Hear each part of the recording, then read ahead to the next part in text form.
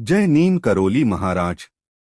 युवावस्था को छूती वय का कोपिंधारी जटायुक्त एक जोगी चिमटा व कमंडल लिए गांव नीम करौरी से होते हुए शायद गंगा स्नान करने फर्रुखाबाद जा रहा था। वह और उनके मुख्य मंडल के तेज से प्रभावित हो गांव वालों ने जोगी से आग्रह किया कि वह उसी गांव में बस जाएं। जोगी ने उन्हें गंगा स्नान के बाद वापस वही लौट आने का आश्वासन दे दिया और बाबा नीम करोली जी महाराज बाबा लक्ष्मणदास बनकर नीम करोरी गांव में रहने लगे।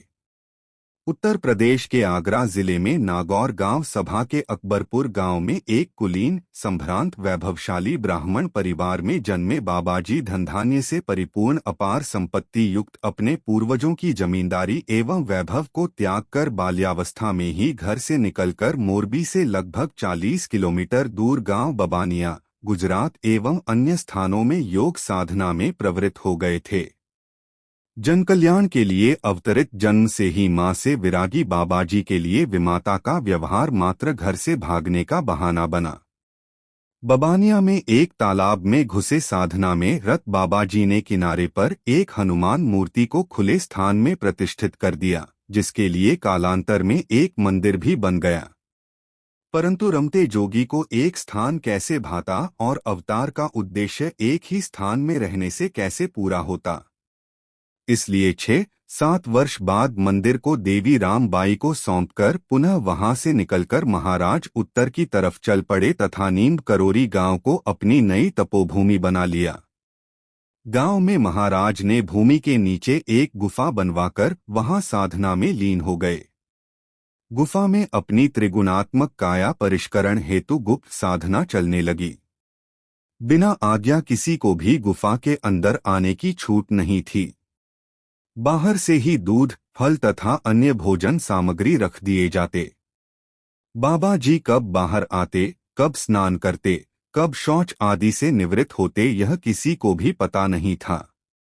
एक बार एक सेवक भक्त गोपाल बिना आज्ञा गुफा में प्रवेश कर बैठा तो वहां का दृश्य देखकर दूध का कटोरा फेंककर गुफा से बाहर आकर बेहोश हो गया।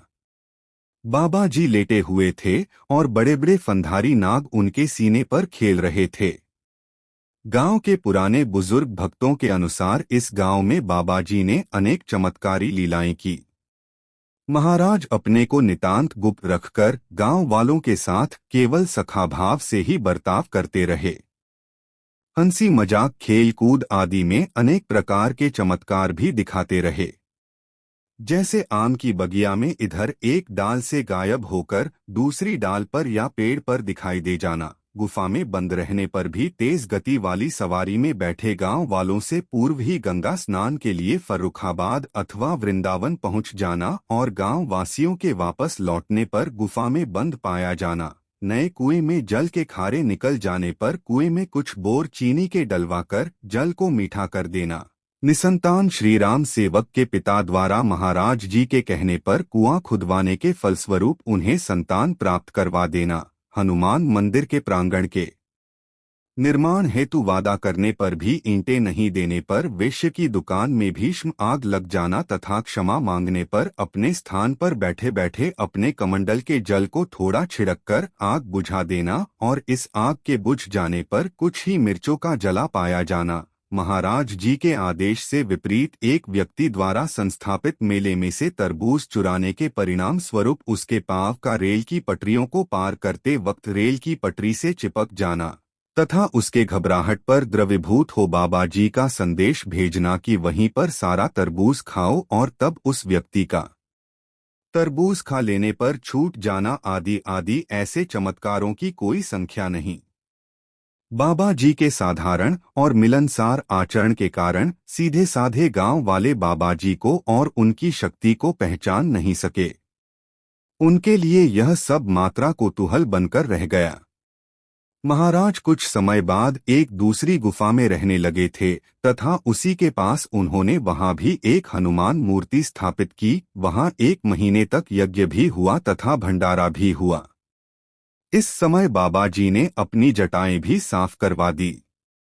परंतु जहां सत्य का उदय होता है वही तामसिक प्रवृत्तियां भी उसे नष्ट करने की चेष्टा करने लगती है। बाबा जी सभी वर्ण के लोगों को स्थान देते थे। इससे गांव के ब्राह्मण वर्ग को यह सब बिल्कुल अच्छा नहीं लगा। एक बार एक धनी आदमी द्वारा लाए हुए स्वर्ण दान को लौटा दिए जाने पर और उसे ब्राह्मणों को न दिए जाने पर वह बाबा जी से रुष्ट हो गए। तभी एक दिन जब बाबा जी गंगा स्नान को गए थे तो इन लोगों ने भंडारे हेतु एक व्यक्ति द्वारा लाए गए घी के टीनों को उसे बाबा जी के विरुद्ध भड़काकर वापस करवा दिया। जब बाबा जी को यह बात मालूम हुई तो वह गांव छोड़कर किलाघाट फर्रुखाबाद चले गए। वैसे सच तो यह है कि करुणामय बाबा जी को अपने कृपा क्षेत्र का विस्तार करना था। वे कब तक नीम करोली में बंधे रहते हैं। घी की बात तो केवल इस हेतु बहाना बन गई। वह नीम करोली फिर भी आते रहे कभी कभी, पर छिपकर बिना गांव वालों से मिले। अपनी तपस्थली नीम करोली के नाम को अपने व्यक्तित्व, अपनी पहचान, अपने नाम का प्रतीक बनाकर अमर कर विश्वविख्यात कर दिया बाबा नीम करोली बनकर। जय श्री राम।